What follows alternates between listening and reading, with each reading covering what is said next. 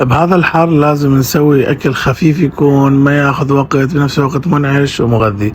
فاليوم قررنا نسوي سلطة كراب. عندي خيار فريش راح أقطعه إلى شرايح طولية. ايش قد ما تقدرون رفعوا الشرايح بهاي السلطة لأنه تحب يكون شكلها رفيع حتى تعطيكم واس إنه تاكلوها. حتى راح أسويه بشكل رفيع. عندي جزر راح أسويه هم شرايح طولية. عندي طماطة كرزية راح أقطعها إلى نصين. شوي من الكرنب او من اللهانة هم اسويها بشكل شرايح.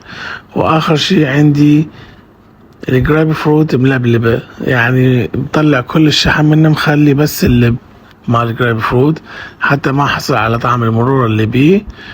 واخر شي اللي هو الكراب. راح اجيب الكراب افلسه بهذه الطريقة واضيفه على السلطة. هسه راح نسوي الدريسنج. الصوص او الدريسنج مالته عبارة عن مايونيز، ديجون ماسترد، سيراتشا صوص، شوية زيت زيتون وعصير نص ليمونة. راح احط خاشوقة من الصويا صوص واخلطهم كل زين، اضيفهم على السلطة مالتي بالتشوبستيك اكلها. طبعا يفضل تحطون عليها سمسم وافوكا، بس انا لا احب الافوكا وما كان عندي متوفر سمسم، فاكتفيت بها هيك. حسيتها تكون خفيفة وفريش، طعمها كلش لذيذ.